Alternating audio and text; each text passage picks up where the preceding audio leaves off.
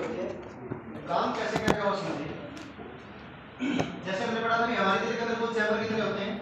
4 chamber होंगे, ठीक है ना। इस तरीके से 4 चैम्बर होंगे और दिल के अंदर आपको 4 ही बाल होते हैं। इस तरीके की 4 बाल होते हैं, ये 4 चैम्बर है। हमने पढ़ा था कि ये तो कौन सा चैम्बर होता है? दायां आलिन, यानी राइट ऑरिकल। और ये कौन सा चैम्बर था? बायां नीले यानी राइट वेंट्रिकल। ये चैम्बर था बायां आलिन, बायां आलिन यानी लेफ्ट ऑरिकल, और ये था बायां नीले यानी लेफ्ट वेंट्रिकल।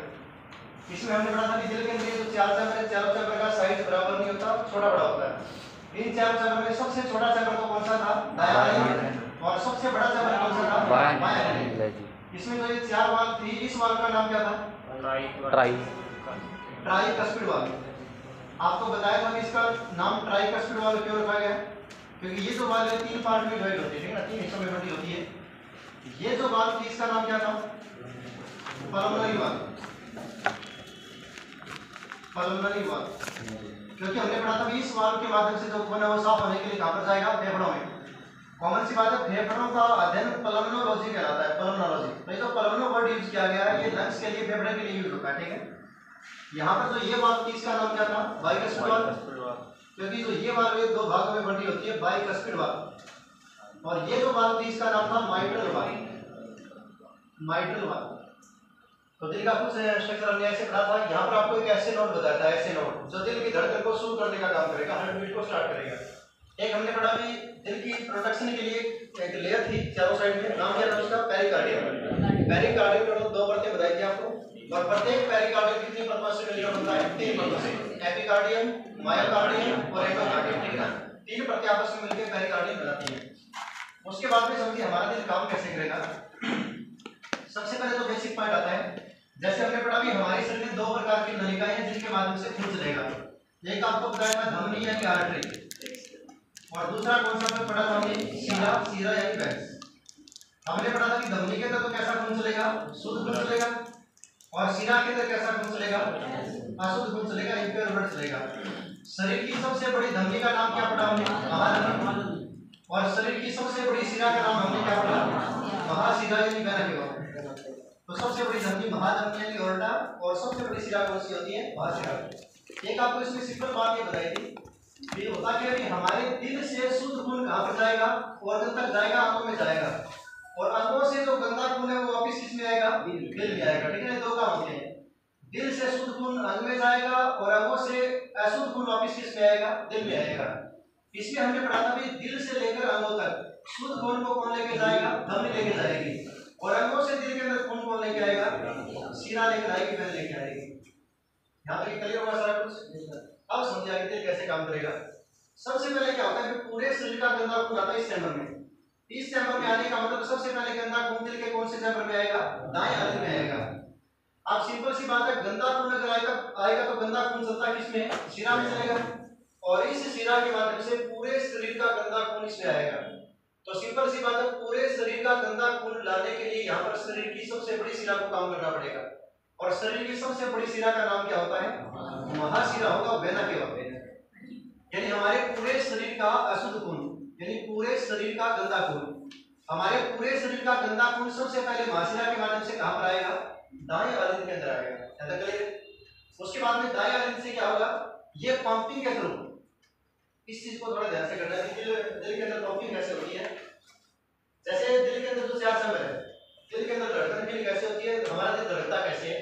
ये तो ऊपर के दिल के 2 चैम्बर है, और ये नीचे के दिल के 2 चैम्बर है। ये चारों चैम्बर ना तो एक साथ बंद होंगे, ना तो एक साथ खुलेंगे। अगर बाई चांस ऐसा हो जाए कि चारों चैम्बर एक साथ बंद हो जाए या चारों चैम्बर एक साथ खुल जाए तो हार्ट फेल हो जाएगा, तुरंत मौत हो जाएगी, ठीक है ना। एक्चुअल बता कैसे, मान लो ये तो ऊपर के 2 आलिन है और ये नीचे के 2 नीले हैं। एक बार तो ऊपर वाले चैम्बर ऐसे बंद होंगे, जब ऊपर वाले चैम्बर बंद होंगे तो नीचे वाले चैम्बर खुल जाएंगे, खुले रहेंगे। उसके बाद में नीचे वाले चैम्बर बंद होंगे, ऊपर वाले खुल जाएंगे। हमारा दिल लगातार इस तरीके से करता रहेगा। इसी को बोलते हैं हमारे दिल की धड़कन। 1 मिनट में ऐसे बेहतर बात करेगा, बाकी डिपेंड करता है एज ग्रुप के ऊपर, बॉडी ग्रुप के ऊपर। तो दिल के ऊपर वाले दोनों चैम्बर एक साथ बंद होंगे, उसके बाद में ऊपर वाले चैम्बर खुलेंगे और नीचे वाले बंद हो जाएंगे, ठीक है ना। ऐसे अल्टरनेट बंद और खुलते रहेंगे। अब यहाँ पर एक बात समझिए, हमने जब ये इसकी संरचना पढ़ी थी तो आपको एक बात बताई थी, ये जो ट्राइकस्पिड वाल्व और ये जो बाइकस्पिड वाल्व है ये सिर्फ नीचे की साइड खुलेंगे, और ये जो पल्मोनरी वाल्व है और जो माइट्रल वाल्व है ये सिर्फ ऊपर की साइड खुलेंगे। ऐसा पढ़ा था हमने। अब एक बात समझिए, जब ये चैम्बर पीछेगा तो ये चैम्बर बंद होगा, जब ये चैम्बर बंद होगा तो ये वाली वाल्व तो ब्लॉक हो जाएगी, बंद हो जाएगी, क्योंकि ये वाल्व ऐसे और ऊपर से जैसे प्रेशर बढ़ेगा वैसे हो जाएगी, और जो ये वाली वाल्व है ये ऐसे ऊपर से प्रेशर बढ़ते ही खुल जाएगी, ठीक है ना। तो जब ये चैम्बर बंद होगा तो ये वाल्व तो बंद हो जाएगी और ये वाल्व खुल जाएगी। इस वाल्व के माध्यम से खून दाएं आधे से किस पे आ जाएगा, दाएं नीले में आ जाएगा। चलिए आता सेम यहां पर इसमें पढ़ेंगे कैसा खून आएगा। जब ये वाला चैम्बर ऐसे खींचेगा तो ये वाली वाल्व बंद हो जाएगी और बाएं आधे से खून किस में आ जाएगा, बाएं नीले में आ जाएगा। समझ गए। ये तो बात आपकी थी जब ऊपर वाले दोनों चैम्बर बंद हुए थे। उसके बाद में क्या होगा, ऊपर वाले खुलेंगे और नीचे वाले बंद होंगे। जब नीचे वाले चैम्बर बंद होंगे तो कॉमन सी बात है, जब ये चैम्बर बंद होगा तो ये वाल्व तो बंद हो जाएगी और ये वाल्व क्या हो जाएगी, खुल जाएगी। इस वाल्व के माध्यम से खून साफ होने के लिए फेफड़ों में चला जाएगा। जब ये वाल्व चैम्बर बंद होगा तो ये वाल्व बंद हो जाएगी, ये खुल जाएगी। इस वाल्व के माध्यम से खून वो पूरी बॉडी में चला जाएगा, ठीक है। अब काम कैसे करता है वो समझिए, बस थोड़ा ध्यान में रखना। तभी दोनों चैम्बर जो एक बार तो ऊपर वाले दोनों चैम्बर बंद होते हैं और एक बार नीचे वाले दोनों चैम्बर बंद होते हैं। कभी भी चारों चैम्बर एक साथ बंद नहीं होंगे या फिर चारों चैम्बर एक साथ खुलेंगे नहीं। अब होता क्या है, पूरे शरीर का गंदा खून सबसे पहले महाशिरा के माध्यम से आया दाएं आलिंद में। दाएं आलिंद से जो गंदा खून होगा ये आ जाएगा दाएं नीले के अंदर। उसके बाद में दाएं नीले प्रेस होगा, पंप करेगा, और दाएं नीले से खून साफ होने के लिए इस वाल्व के माध्यम से, इस वाल्व का नाम क्या था यहाँ पर, पल्मोनरी वाल्व। इस वाल्व के माध्यम से खून साफ होने के लिए जाएगा हमारे फेफड़ों के अंदर, फेफड़ों में यानी लंग्स में। फेफड़ों में क्या होगा, जितनी भी गैसीय गंदगी होगी खून की वो सारी की सारी दूर कर दी जाएगी और फेफड़ों से प्योर ऑक्सीजन गैस इस खून के अंदर छोड़ दी जाएगी। अब फेफड़ों के अंदर खून साफ हो जाएगा और खून साफ होने के बाद में सबसे पहले कहां पर आएगा, बाएं आलिंद में आएगा। जब ये बाएं आलिंद प्रेस करेगा तो यहां से खून आ जाएगा बाएं नीले में।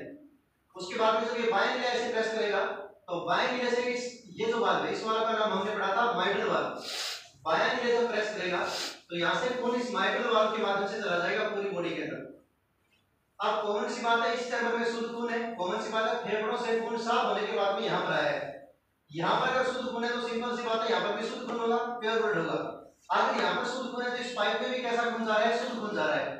और हमने पढ़ा था कि शुद्ध खून हमारे शरीर में चलता किसमें, धमनी में चलेगा, और ये जो धमनी है पूरी बॉडी के अंदर शुद्ध खून की सप्लाई करेगी। वैसे तो क्या होता है, ये जो धमनी है ये ऐसे जाती है यहां से इस तरीके से, ये थोड़ा सा समझाने के लिए ऐसे बता रखे।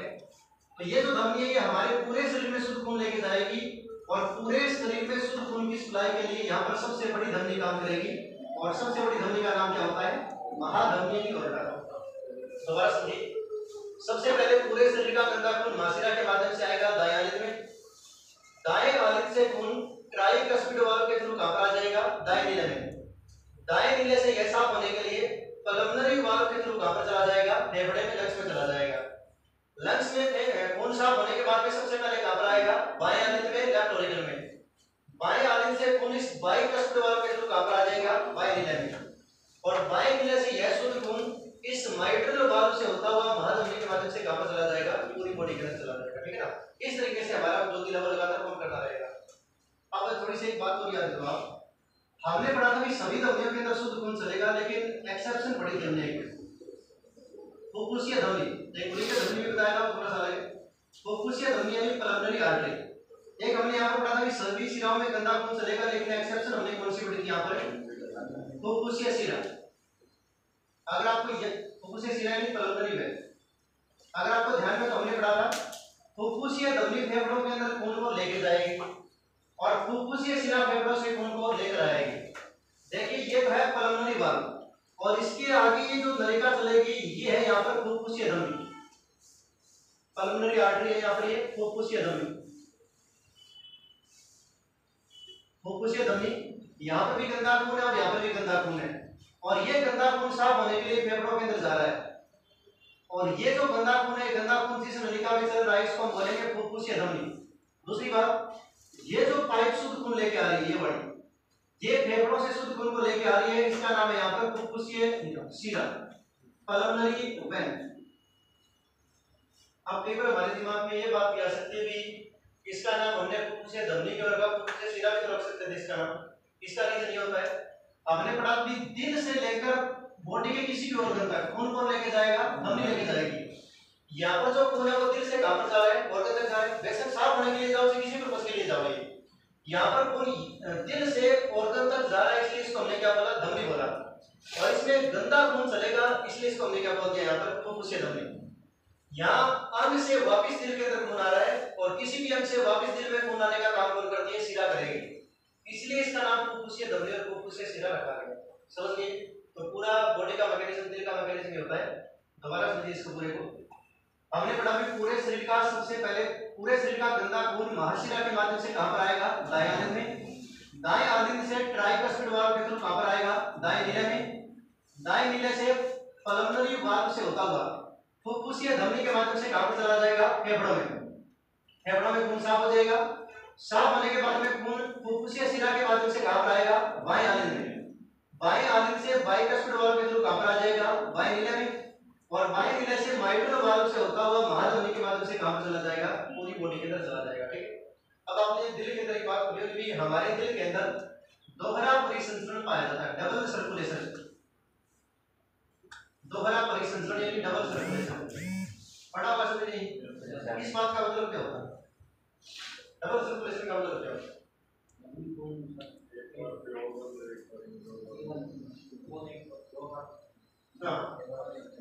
इसका मतलब क्या है, दिल के अंदर दो बार खून एंट्री करेगा, दो बार बाहर निकलेगा। एक बार देखो, एक बार तो ये पूरे शरीर का गंदा खून दिल के अंदर आ रहा है, एक बार फेफड़ों से साफ होने के बाद में दिल में आ रहा है, दो बार अंदर आए। एक बार फेफड़ों के अंदर साफ होने के लिए गया, बाहर निकला एक बार, दूसरी बार ये बाहर निकलेगा पूरा साफ होकर पूरी बॉडी में सप्लाई करेगी। तो हमारे दिल के अंदर जो खून है वो दो बार एंट्री करेगा और दो बार एग्जिस्ट करेगा, इसीलिए हम ये बोलते हैं कि हमारे दिल के अंदर कैसा परिसंचरण होता है, दोहरा परिसंचरण होगा, डबल सर्कुलेशन होगा। दूसरी बात ये, जैसे मैंने आपको बताया कि खून यहाँ पर जाएगा, यहाँ पर जाएगा, ये बात हमें सबसे पहले बताई थी कोलंबो नामक वैज्ञानिक ने, कोलंबो। ठीक है, जैसे एक बात हमने ये पढ़ी थी भी, हमारे पूरे शरीर में जो ब्लड सर्कुलेशन होता है उसकी खोज तो किसने की थी, विलियम हार्वे ने की थी। आपको पता है अभी धमनी और शिरा का अध्ययन क्या कहलाता है, एंजियोलॉजी कहलाएगा, और एंजियोलॉजी का अध्ययन किसको माना जाता है, विलियम हार्वे। या फिर हमने पढ़ा था कि रक्त परिसंचरण तंत्र का अध्ययन कौन है, विलियम हार्वे। पूरी बॉडी में खून कैसे चलेगा ये तो बात हमें बताई थी विलियम हार्वे ने, और हमारे ब्लड दिल के अंदर खून कैसे चलेगा ये बात सबसे पहले किसने बताई थी, कोलंबो ने बताई थी। ठीक, उसके बाद में अगला पॉइंट आता है, जैसे आपने नॉर्मली पढ़ा होगा भी हमारा दिल 1 मिनट में कितनी बार धड़कता है, सिंपल सी बात है 70 से 72 बार। एक्चुअल में तो क्या होता है, पुरुष में 70 से 72 बार धड़केगा, महिला में 72 से 78 बार धड़कता है, क्योंकि महिला के अंदर दिल का वजन भी कम होता है और महिला के अंदर खून की स्पीड भी ज्यादा होती है। स्पीड ज्यादा होने के कारण महिला के अंदर खून की पंपिंग भी ज्यादा होती है। अब नॉर्मल ये मान लीजिए कि हमारा दिल 1 मिनट में 70 से 72 बार धड़केगा। 1 मिनट का मतलब है 60 सेकंड में हमारा दिल कितनी बार धड़कता है, 70 से 72 बार धड़कता है। अब इसके अंदर होता क्या है, 60 सेकंड के अंदर हमारा दिल 72 बार धड़केगा, कहने का मतलब हमारा दिल एक धड़कन में टाइम कितना लेगा, 0.8 सेकंड का टाइम लेगा। अगर मैथमेटिकली कैलकुलेशन करोगे ना तो 72 बार धड़कने में टाइम कितना लेता है, 60 सेकंड का। एक बार धड़कने में टाइम लेगा 60 बटे 72 सेकंड का, तो ये पॉइंट आप ही आएगा, ठीक है ना। तो हमारा दिल एक धड़कन में टाइम कितना लेगा, 0.8 सेकंड का टाइम लेगा। और जब हमारा दिल एक बार धड़केगा तो एक धड़कन में ये 70 मिलीलीटर खून की पंपिंग करेगा। दोनों चीजें इंपॉर्टेंट है। हमारा दिल एक धड़कन में टाइम तो कितना लेगा, 0.8 सेकंड का, और एक धड़कन में हमारा दिल कितने खून की पंपिंग कर देगा, 70 मिलीलीटर खून की पंपिंग कर देता है। ठीक, उसके बाद में अगला पॉइंट आता है, जैसे मान लो भी जैसे आपने पढ़ा होगा कि हमारे फेफड़े काम ना करे, लंग्स काम ना करे, तो उसकी जगह हम वेंटिलेटर का यूज कर लेते हैं। अगर हमारी किडनी काम ना करे तो उसकी जगह डायलिसिस यूज कर लेते हैं। अगर हमारा दिल काम ना करे तो शायद आपको मैंने बताई थी, लीवर को दूसरा दिमाग बोला जाता है हमारे शरीर में। क्यों बोला जाता है, क्योंकि ना इसका रीजन ये बड़ा कम है, हमारी वास्तविक मौत तक हमारी जाती है जब हमारा दिमाग काम करना बंद कर दे, क्योंकि दिमाग का कोई इंटरनेट नहीं है। ये दिमाग को काम करते, दिमाग में कभी कोई दूसरी मशीन नहीं लगा सकते। दूसरा दिमाग के बाद में लीवर दूसरा ऑर्गन ऐसा है जिसका कोई इंटरनेट नहीं है। बाकी जैसे आपको बताया था कि अगर किडनी काम ना करे तो डायलिसिस यूज कर देंगे, अगर लंग्स काम ना करे तो वेंटिलेटर का यूज कर देंगे, अगर हमारा दिल काम ना करे तो डिवाइस आती है जार्विक 7। अगर हमारा दिल सामान्य रूप से काम ना कर पाए तो किसका यूज किया जाएगा, जार्विक 7 का यूज किया जाएगा। इसको बोला जाता है कृत्रिम हृदय, आर्टिफिशियल हार्ट। इसका नाम जार्विक इसलिए रखा गया है, इसकी ये जो डिवाइस है रॉबर्ट जार्विक नामक इंसान ने बनाई थी, रॉबर्ट जार्विक, इसलिए इसका नाम जार्विक 7 रखा गया था। क्वेश्चन ऐसे आता है, कृत्रिम हृदय के आर्टिफिशियल हार्ट कृत्रिम हृदय किसको बोला जाएगा? जाविक सेवन को। और जाविक सेवन किसके द्वारा बनाया गया था? रॉबर्ट जाविक के द्वारा। एक पॉइंट ये था कि दिल दान कर सकते हैं या नहीं कर सकते? कर सकते हैं। किस कंडीशन में?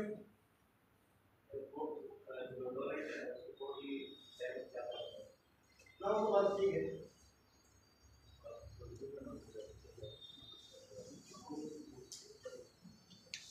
अब बताइए दो एग्जाम्पल चल रहे हैं आपको।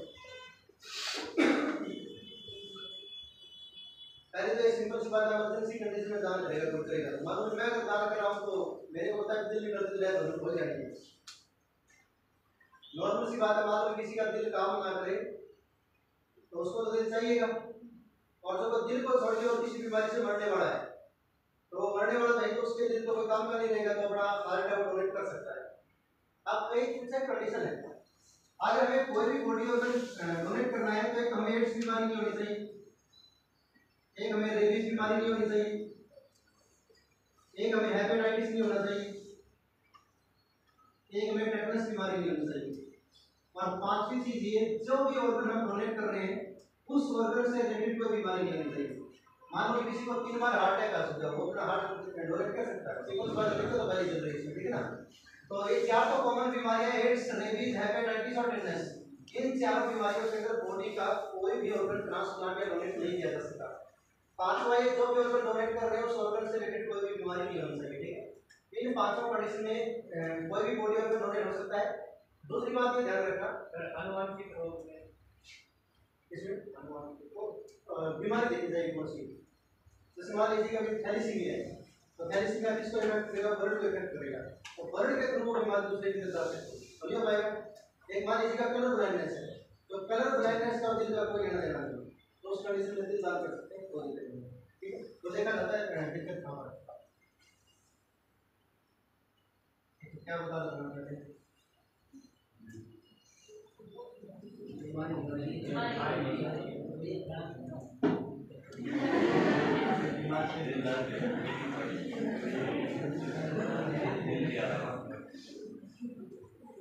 चलो भाई ध्यान में आएगा तो बताएंगे। हाँ ये बताता है भारत सरकार ने, अच्छा एक तो पहले तो ध्यान रखना आपने ये बढ़ावा में नेत्र दान करते हैं, तो आंखें दान करते हैं, तो कौन सा यूज होता है? कॉर्निया यूज होता है ना। ये कॉर्निया हमारे शरीर का एकमात्र ऐसा हिस्सा होता है इसमें ब्लड लेकर होता है इसके अंदर, और कॉर्निया हमारे शरीर का एकमात्र ऐसा हिस्सा है जो मरने के बाद में भी दान कर सकते हैं 5 से 6 घंटे तक। कॉर्निया को छोड़ के हमारी बॉडी का कोई भी दूसरा ऑर्गन ऐसा नहीं है जो मरने के बाद में भी डोनेट कर दिया जा सके। यानी कॉमन सी बात है, आंखें तो हम मरने के बाद में भी दान कर सकते हैं। आंखों को छोड़ के अगर कोई भी चीज दान करनी है तो मरने से पहले दान होगी, क्योंकि आंखें तो मरने के बाद में इसलिए दान कर सकते हैं क्योंकि कॉर्निया के अंदर ब्लड सप्लाई होती नहीं है, इसलिए डेथ होने के बाद में भी 5-6 घंटे तक बिल्कुल सेफ रहेगा, कोई दिक्कत नहीं है। लेकिन अगर इसको छोड़ के कोई भी बॉडी ऑर्गन अगर डोनेट करना है तो मरने से पहले डोनेट किया जाएगा, मरने के बाद में सिर्फ कॉर्निया ट्रांसप्लांट हो सकता है और कुछ भी ट्रांसप्लांट नहीं होगा। दूसरा ये 1994 के अंदर भारत सरकार ने काम का रूल बनाया था ऑर्गन डोनेशन का। इस रूल के अकॉर्डिंग ये बात बोली गई थी कि आप आंखें और खून, ये दो चीजें ऐसी हैं जो आप किसी को भी दान कर सकते हो। आंखें भी किसी को दान कर सकते हो, क्या कहते कॉर्निया, और खून भी आप किसी को भी दान कर सकते हो, कोई दिक्कत नहीं। इन दोनों ऑर्गन को छोड़ के आपको कोई भी दूसरा बॉडी ऑर्गन डोनेट करना है तो या तो अगला बंदा आपके ब्लड रिलेशन में होना चाहिए या फिर आपका स्पाउस होना चाहिए, हस्बैंड हो या फिर वाइफ होना चाहिए, ठीक है ना। ऐसे नहीं हो सकता कि मालूम है मेरे को गुर्दों की जरूरत है और मैंने आपसे ले लिया, उसकी लेनी होगी। अगर ऐसे करवाना पड़ेगा तो सिंपल सी बात है, हाई कोर्ट या सुप्रीम कोर्ट के थ्रू परमिशन लेनी पड़ेगी, उसके बाद में ये काम मतलब पूरा किया जा सकता है, अदरवाइज नहीं किया जाएगा। क्योंकि इसमें पहले दिक्कत यह है कि लोग इकट्ठे करते, किसी को किडनैप कर लिया, उसकी किडनी निकाल के बेच दी, लंग्स निकाल के बेच दिए, हार्ट निकाल के बेच दिया, इस तरीके के काम होते थे। तो उसके बाद में 1993 के अंदर भारत सरकार ने ऑर्गन डोनेशन का रूल बना दिया था। इसके अकॉर्डिंग ये बोला गया था कि आंखें और खून आप किसी को भी दान कर सकते हैं, कोई दिक्कत नहीं है, लेकिन इनको छोड़कर आपको कोई भी बॉडी ऑर्गन डोनेट करना है या फिर ट्रांसप्लांट करवाना है तो जिसको भी आप ऑर्गन डोनेट कर रहे हो या जिसके साथ में ट्रांसप्लांट करवा रहे हो वो आपके ब्लड रिलेशन होना कंपलसरी है या फिर आपका स्पाउस होना कंपलसरी है, ठीक है। दिल के बारे में अगर देखा जाए तो दिल का सबसे पहला जो ट्रांसप्लांटेशन है वो किया गया था 3 दिसंबर 1967 ये किया गया था साउथ अफ्रीका के अंदर केप टाउन शहर में, और ये क्या था डॉक्टर क्रिश्चियन बर्नार्ड ने, क्रिश्चियन नाम लेना ईसाई धर्म इसके नाम पर ये क्रिश्चियन नाम रखा गया। क्रिश्चियन बर्नार्ड ने क्या था लुइस नामक पेशेंट के लिए चलाया गया। तो सबसे पहला जो हार्ट का ट्रांसप्लांटेशन है, हृदय प्रत्यारोपण, ये 3 दिसंबर 1967 को दक्षिण अफ्रीका में केप टाउन में किया गया था। डॉक्टर क्रिस्टियन बर्नार्ड ने किया था लुईस के अंदर। अगर भारत का जिक्र करें तो भारत में किया गया था 3 सितंबर 1994 ये किया गया था इस दिल्ली में, और ये किया गया था डॉक्टर वेणुगोपाल के द्वारा। डॉक्टर वेणुगोपाल ये तो भारत में अभी भारत में सबसे पहला हार्ट ट्रांसप्लांटेशन को किया गया, और ये पूरे वर्ल्ड के अंदर सबसे पहला कब किया गया। दिल के बारे में कंप्लीट है। दिल के बारे में किसी को और कुछ पूछना है पूछ सकते हो। अगर धार्मिक एग्जाम है इसकी ड्यूरेशन भी है। हां ड्यूरेशन तो है। धार्मिक एग्जाम की ड्यूरेशन ऐसे है, अगर कई बार बच्चों में गड़बड़ी होती है, पैदाइश के टाइम में दिल में गड़बड़ी होती है, तो ये तब तक वो तो ये तब तक काम करेगा जब तक बच्चा सर्वाइव करेगा, शुरू से लेकर लास्ट तक। थोड़ा बहुत देखो फर्क पड़ेगा। जैसे हमारी नॉर्मल उम्र मान लो 70 साल हो गए जब, तो इसमें 70 साल तो नहीं जीना है, 45 साल तक आराम से जीने का कोई दिक्कत नहीं। इसमें भी और पेसमेकर दोनों के अंदर पेसमेकर का क्या है, इसके अंदर ही पेसमेकर तो देखो पेसमेकर कैसे विजार्ड सेल के अंदर पेसमेकर। हां पेसमेकर इम्प्लांट होगा साथ में। एक्चुअली में क्या होता है, दिल का जो सबसे बड़ी दिक्कत आती है वो हार्ट बीट के अंदर आती है। वो ऐसे नोड और उसमें ये भी नोड में हां ज्यादातर दिक्कत वहां पर आएगी। बाकी तो चैम्बर में पंपिंग में कोई दिक्कत नहीं, पंपिंग ये आपका ऐसे नोड यही करेंगे पंपिंग। तो ज्यादातर दिक्कत आती है आपकी हमारी ऐसे नोड के अंदर दिक्कत आती है, तो पेसमेकर ज्यादा काम करेगा। पेसमेकर साथ में भी लगा सकते हैं। दूसरी बात, अगर पेसमेकर हम अकेला भी लगा सकते हैं अगर आपकी केवल ऐसे नोड काम ना कर रही हो, तो उसके लिए पेसमेकर हां उसकी भी ड्यूरेशन होती है। अब पेसमेकर की ड्यूरेशन होती है, ड्यूरेशन ऐसे होती है कि कईयों में क्या होता है, पैदाइशी हार्ट बीट बहुत कम होती है। अगर पैदाइशी हार्ट बीट कम है तो वो लाइफ लॉन्ग चलेगा, लेकिन पूरी लाइफ नहीं चल पाएगा जितनी कम होनी चाहिए। और मान लो भी एक कोई 30 35 40 साल का कोई इंसान है, उसके अंदर दिक्कत होती है, तो उसके अंदर 3 साल 4 साल मैक्सिमम काम करेगा। अगर बिल्कुल बाकी चीजों में हेल्दी है तो 3 4 साल मैक्सिमम काम करेगा। इसके बाद में या तो हार्ट ट्रांसप्लांट हो, अदरवाइज डेथ हो जाएगी। और किसी को मान लो 2-3 बार हार्ट से रिलेटेड दिक्कत हो चुकी है, फिर वो 6 महीने तक काम करेगा। मतलब इतना टाइम दे देगा कि आप किसी से हार्ट ले सकते हो। बाकी ऐसे नहीं चलेगा 10 साल चल जाएगा, 15 साल चल जाएगा ऐसे। क्योंकि आपने डायलिसिस के बारे में सुना होगा, डायलिसिस भी ज्यादा लंबा चलता नहीं, 6 महीने चल जाएगा, 12 महीने चल जाएगा। वेंटिलेटर के ऊपर भी मान लो किसी के लंग्स खराब हो जाए तो 6 महीने में मैक्सिमम वेंटिलेटर के ऊपर रख सकते हो आप। तो ये थोड़ी वैसी होती है कि पैदाइशी दिक्कत है तो लंबा चल सकता है, अदरवाइज लंबा नहीं चलेगा। 6 महीने 12 महीने मैक्सिमम की लाइफ होती है, इससे ज्यादा नहीं। और कुछ दूसरा दिल के अंदर से कभी नहीं होता। लोग आपको बता दिया लोग है लोग नहीं कहते, डॉक्टर भी कहते हैं दिल के अंदर छेद होता है। हां तो बता दे। एक्चुअल में जो छेद होता है किसी भी ऑर्गन के बीच में कहीं पर भी छेद करना तो पॉसिबल नहीं है। अगर बाई दिल के अंदर छेद जो आपकी बात मान लेते हैं दिल के अंदर अंदर से निकल जाएगा। मान लो भी जैसे ये हमने पढ़ा था कि सेप्टम लेयर है तो हमारे को 4 भागों में बांटने का काम करती मान लीजिए कि हम लोग कर दिया कॉन्फ्यूजन नहीं हो जाएगा आपसे। आपने एवरेज नाम सुना होगा, एवरेज बड़े एवरेज तो सुना है। एवरेज का मतलब क्या होता है? फोन में मतलब दिमाग